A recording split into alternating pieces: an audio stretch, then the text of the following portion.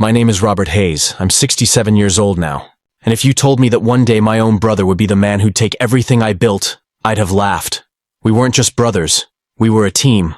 When our parents passed, I promised my mother I'd take care of Michael, no matter what. He was only 15 back then. Wild, impulsive, always smiling his way out of trouble. I was the older one, the steady one.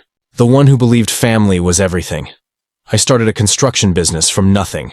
One truck, a few tools, and a heart full of determination. When it grew, I brought Michael in. I taught him everything. I gave him half of what I earned, even when he didn't deserve it. Why? Because he was my brother, my blood. For years, things were good.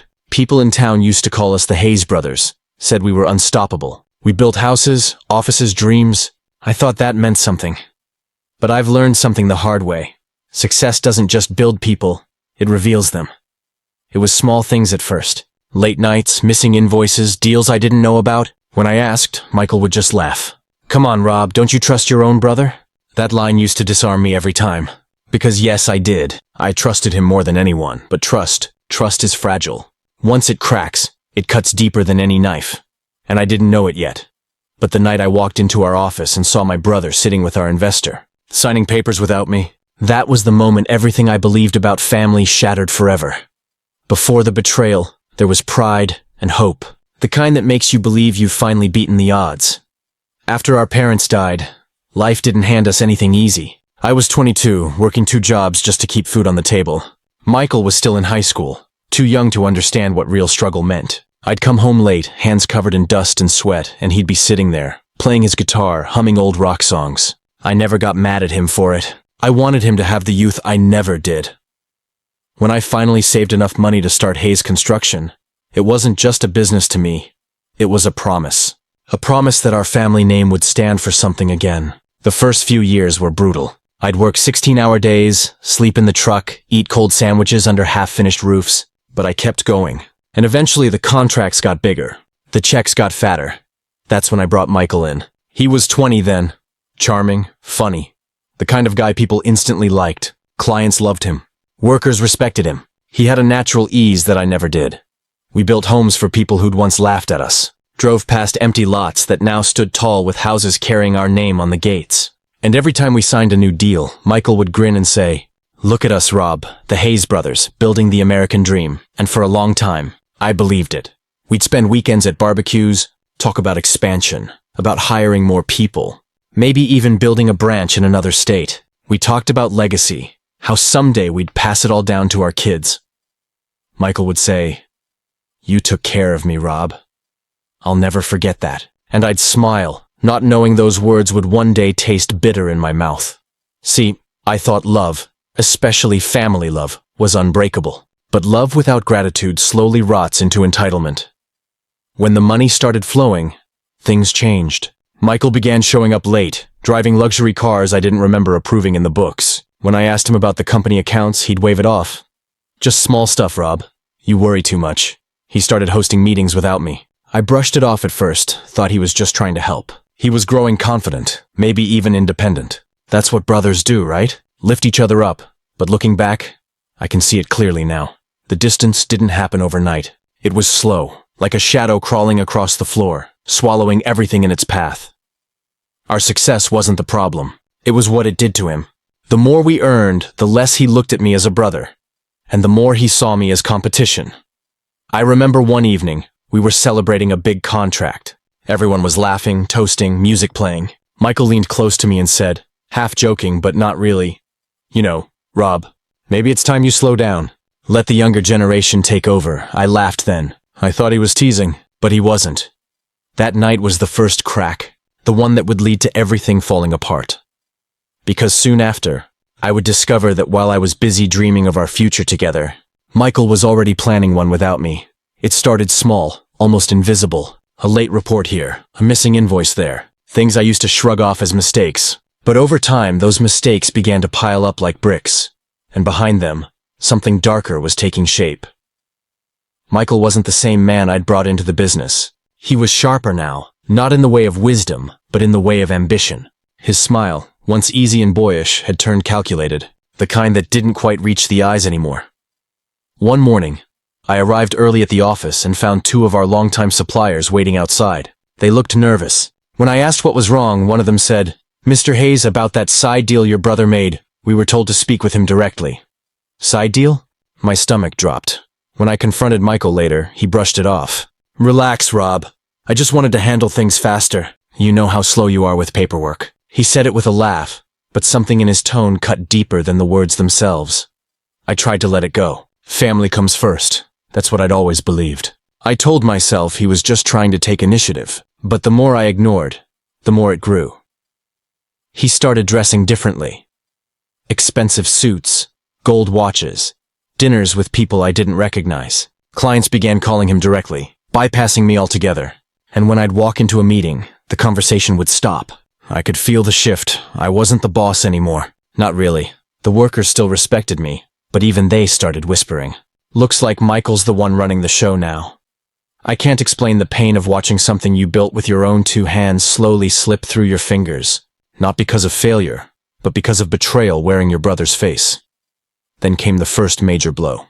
One of our biggest contracts, but a multi-million-dollar deal, suddenly fell apart. The client pulled out at the last minute. When I demanded to know why, they said, "We already signed with Hayes & Partners. Hayes & Partners. A new company, registered under Michael's name." I remember standing in the parking lot that day, the papers shaking in my hands as I realized what he'd done. My own brother had started a rival company, using our contacts, our workers, our reputation. When I confronted him, he didn't deny it. He didn't even flinch. He just looked at me and said, "You taught me everything I know, Rob. Isn't that what you wanted?" I felt the air leave my chest. We argued for hours that night. I told him this wasn't ambition, it was greed. He told me I was just afraid to let go. I told him I loved him like a son. He told me love doesn't pay the bills. That was the moment I realized my brother wasn't the boy I raised. He was a man who thought he'd outgrown me. From that day forward, the office became a battlefield. Every conversation was a negotiation. Every handshake felt like a test. The bond that once made us unstoppable now poisoned everything we touched. And the worst part? Mom used to say blood will always find its way back home, but she never said it could also find a way to stab you in the back. I still hoped he'd come to his senses, that maybe this was just a phase, that the brother I loved was still in there somewhere. But hope, like trust, doesn't last forever. Because just when I thought things couldn't get worse, they did. And it all started with one signature I never gave. It was late, one of those quiet nights where the hum of the vending machine in the office was the only sound left. I'd stayed behind to finish paperwork, trying to keep the business from falling apart under the tension. I went to grab a file from Michael's desk, a contract draft we'd been reviewing for a major investor. When I opened his drawer, I found a stack of documents I'd never seen before. They weren't drafts. They were finalized contracts, with my signature already on them. Except, I never signed them. At first I thought maybe it was a copy, some clerical mistake. But as I flipped through the pages, my heart started pounding. The company name was missing mine. Every asset, every account, every property, all redirected under Hayes & Partners, Michael's company. And at the bottom of each contract, there it was. My forged signature. My hands started shaking. I stumbled back, my chair scraping across the floor. I wanted to believe it wasn't real, that maybe someone tricked him. Maybe there was some misunderstanding. But deep down, I knew this was deliberate. The next morning, I confronted him. He was sitting in the conference room, legs kicked up, smiling like he owned the world. "Michael," I said, tossing the papers onto the table. "What the hell is this?" He looked down at them calmly, then looked back up at me. "Paperwork," he said. "Just business. Just business? You forged my name!" He didn't deny it. He didn't even look guilty. "Rob," he said, standing up, "you built this company. I made it grow. Investors want someone younger, someone they can trust to take it further. It's time for a new chapter." "A new chapter? You mean my chapter without me?" I shouted. He shrugged. "You're too emotional. You can't keep up anymore. It's not personal. It's survival." That's when I realized he wasn't my little brother anymore. He was a man who'd learned every trick I'd ever taught him and turned them all against me. The board meeting that followed was worse. He'd already won them over. Half of them sided with him. The others stayed silent. When I tried to explain, he interrupted me, saying, "Maybe it's time Rob takes a well-earned retirement." They clapped. They clapped for the man who stabbed me in the back. When the meeting ended, I walked out of the building I'd spent 30 years building, the name Hayes Construction still shining in silver on the wall. and for the first time in my life, I felt like a ghost. I didn't fight. I didn't sue, because fighting him would mean losing more than just the company. I'd lose what little soul I had left. That night, I sat in my truck outside the empty construction site. The wind rattled the chain-link fence, and the moonlight hit the half-built houses, all silent, hollow, waiting. Just like me, my phone buzzed, a message from Michael. "Don't take this personally, Rob. I'll make sure you're comfortable. The word burned. I deleted the message, turned off my phone, and for the first time in my life, I cried not because I lost everything, but because I realized he never had a soul to begin with. That was the night the Hayes brothers died. Not in business, but in blood. And I promised myself one thing. I wouldn't go after him. Life would do it for me. I just didn't know it would happen sooner than I thought. The months that followed felt like walking through fog. One day bled into the next. I packed a few boxes, left the house I'd built, and rented a small room above a diner on the edge of town. The kind of place where the walls hum with the sound of the refrigerator downstairs and the scent of coffee never fades. I started doing odd repair jobs. Fixing fences, painting porches, helping old folks with their leaky sinks. I didn't need much, just enough for rent, food, and quiet. I'd lost everything, but in some strange way, I'd also been freed. The name Hayes Construction became Hayes & Partners. Billboards went up with Michael's face on them. Smiling, confident, wearing the same suit I once bought him when we landed our first big contract. Every time I passed one, I felt something tighten in my chest, but not hatred. It was grief. Grief for the brother I used to know. I stopped attending family gatherings, stopped answering calls from old friends who didn't know what to say. Small-town people love gossip, and I knew the story. Robert lost his company to his brother. Guess he wasn't as smart as we thought. They didn't know that sometimes the smartest thing you can do is walk away. Years passed. I grew older, slower. The anger faded, replaced by something heavier, silence. I found comfort in routine. Morning coffee at dawn, fixing Mrs. Callahan's porch, feeding the stray cat that showed up every evening like clockwork. Sometimes I'd drive by the construction sites. I'd park far enough to not be noticed and just watch the workers pour concrete, raise beams, hammer nails, like watching ghosts build my memories. And once in a while, I'd see him, Michael, driving by in his black SUV, wearing his gold watch, barking orders into his phone.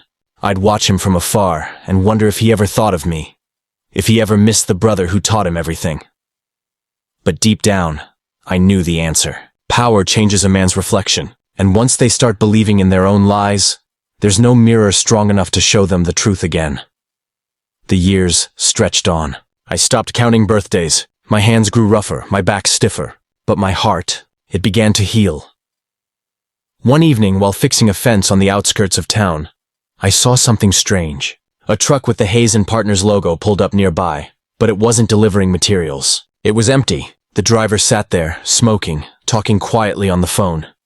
Then I overheard him say something that made my blood run cold. Yeah, the deal went south. He's losing everything. The bank's taking it all. I didn't have to ask who he meant. I already knew. Michael's empire was falling, and as much as I told myself I didn't care, I couldn't help it. Part of me felt sad, because no matter what he did, no matter how far he fell, he was still my brother. That night, I went home, sat by the window, and stared at the empty street. The cat curled up beside me. Rain tapped against the glass like an old song I'd almost forgotten. I whispered to no one, "I told you, Mikey. Life doesn't forget." And somewhere in the distance, I knew the storm that was coming for him had already begun. It started with whispers. In a small town, whispers travel faster than truth. People began talking about unpaid workers, broken contracts, and deals that never delivered. Hayes & Partners, once the pride of the county, was now drowning in debt. The same people who once praised Michael's business genius now called him reckless, greedy, unstable. I didn't take pleasure in it, not at first. I knew what it was like to build something from nothing, to fight for every brick, every nail. Watching it crumble, even if it belonged to the man who betrayed me, wasn't satisfying. It was tragic, but life has its own way of teaching lessons. One afternoon, I was at the hardware store when I overheard two men talking. "Did you hear? The Hayes guy's house is up for auction. The bank took his trucks last week. Guess karma came knocking." They laughed. I didn't. That night, I drove past his mansion, the one he'd built on the hill where our father used to take us fishing as kids. The windows were dark, the gates chained shut. For a moment, I imagined him inside, pacing, angry at the world, blaming everyone but himself. The next morning, I got a letter in the mail. No return address, just my name written in handwriting I hadn't seen in years. Michael's inside was a single line. Rob, I lost everything. I don't know where else to go. I stared at those words for a long time. So many memories flooded back. 2 kids building forts, sharing secrets, dreaming of success. And then the betrayal. The papers.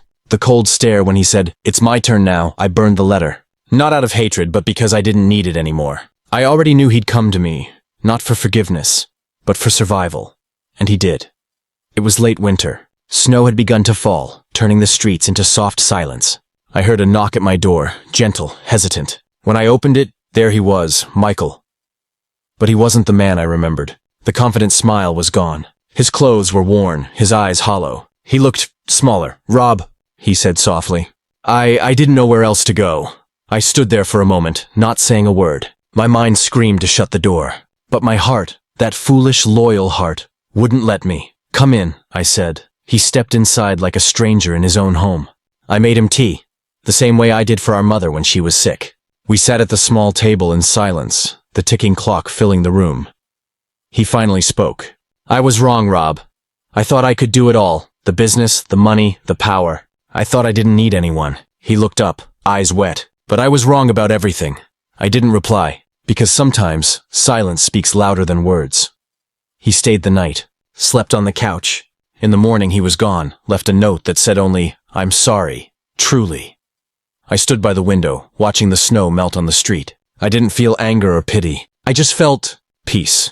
Because in the end, life doesn't always give you revenge. Sometimes, it gives you understanding, and that's a heavier gift to carry. It was late March, the kind of night where the wind whistles through cracks in the window, and old memories echo louder than sleep. I'd just finished dinner. The usual, soup and bread when I heard it. A knock, 3 slow taps. Not urgent, not desperate, just tired. For a moment I thought I imagined it, but then it came again. I opened the door, and there he was. Michael. Only this time he looked like a ghost. His face was pale, his clothes soaked from the rain. His hands shook as he clutched an old backpack to his chest. He looked at me, the same eyes I'd grown up with, but different now. Empty. Broken. "Rob," he whispered, his voice trembling. "Please, I don't have anywhere else to go." I didn't say anything. My heart pounded in my chest. Memories flooded in, our childhood. The nights we stayed up planning dreams. The day he betrayed me. He tried to smile, but his lips quivered. "I know I don't deserve your kindness, but I've got nowhere to sleep. Not even a bed." I stepped aside. He looked at me surprised. "You're letting me in?" "Just for tonight," I said. He nodded. "That's more than I deserve." Inside, he sat quietly, staring at the floor. The sound of the rain filled the silence between us. I made him tea, the same way I did the last time. He spoke softly. "After you left, I thought I was unstoppable. The company, the money, the attention, it all went to my head. I pushed people, lied to them, hurt them. And when it all came crashing down, I realized I'd become the man Dad always warned us about." He looked up at me then, his voice breaking. "You were right, Rob, about everything. I didn't respond. Sometimes the truth doesn't need an answer." He continued, tears forming in his eyes. "I lost the business, the house, my wife, my kids. Everyone left me. I didn't know where else to turn. I studied him for a long time. He wasn't the proud man who stole from me. He was just a broken one trying to find forgiveness." "I can't change the past," he whispered. "But I want you to know, I'm sorry." I nodded slowly. "Sorry doesn't fix the things you broke, Michael. But I guess it's a start." He lowered his head. "I'll sleep on the floor." I shook my head. "The couch is fine." That night, I lay awake staring at the ceiling. My mind replayed every word, every moment, every scar he left behind. And somewhere between anger and pity, I found peace. The next morning, the sun crept through the curtains. I got up early, made coffee, 2 cups out of habit. But when I turned to hand him one, the couch was empty. He was gone. On the table sat a note. "Thank you, Rob, for still being my brother, even when I didn't deserve it." I folded the note and placed it in the drawer beside my bed. Not as a reminder of pain, but of strength. Because forgiveness isn't weakness. It's choosing not to let hate own you anymore. That day, I walked outside, felt the morning air, and realized something I hadn't in years. The weight I'd carried, the anger, the betrayal, it wasn't mine anymore. I let it go, and in that quiet moment, I finally understood. Sometimes the loudest revenge is peace. The morning after Michael left, the house felt heavier than usual. Quiet. Not the kind of quiet that's peaceful. The kind that reminds you of everything you've lost and everything you've survived. I stood by the window, watching the sun rise over the small hill beyond my porch. For years, I'd watched that same sunrise from different places, once from the office of my construction firm, later from a cramped apartment with peeling paint. Now it was from a small wooden house I built myself, with my own 2 hands, one board at a time. And maybe that's what life really is, losing everything, and still finding a way to rebuild. I made my coffee, sat down, and stared at the folded note Michael had left behind. His handwriting was shaky, uneven, like it carried the weight of every regret he'd ever had. Thank you, Rob, for still being my brother, even when I didn't deserve it.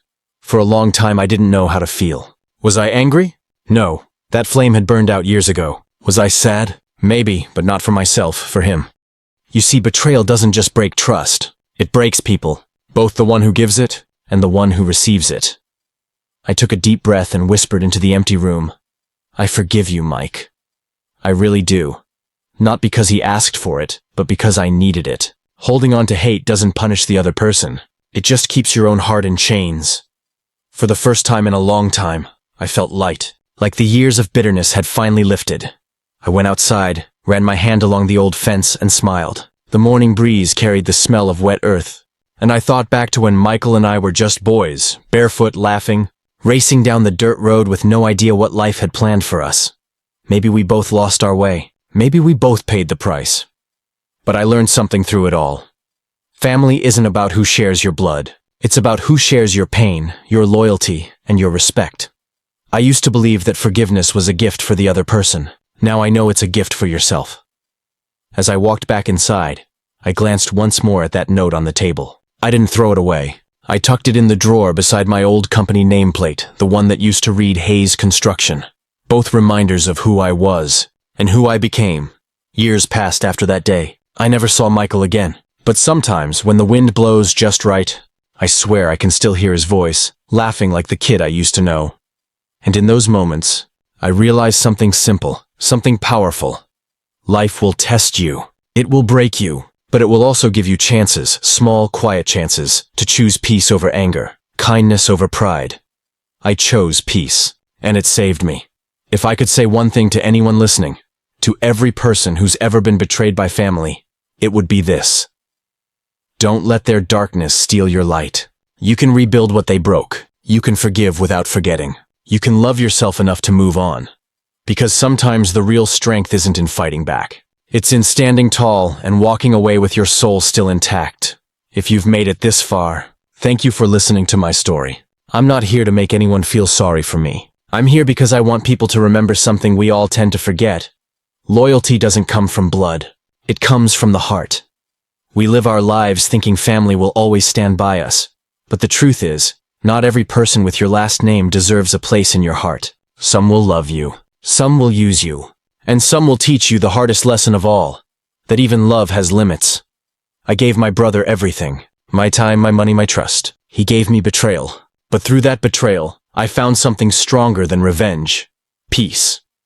If you've ever been hurt by someone close, I want you to hear me clearly. You don't need to carry that pain forever. You don't need to hate them to move on. You just need to forgive for yourself. Because forgiveness isn't weakness, it's freedom. So wherever you are, whether you're sitting in a quiet room or driving down an empty road thinking about the people who broke you, remember this. You are not defined by who left. You are defined by who you became after they did. I lost my brother, but I found myself. And that, my friends, is worth more than anything money or blood could ever buy. Some wounds never heal, but they do stop hurting when you stop reopening them.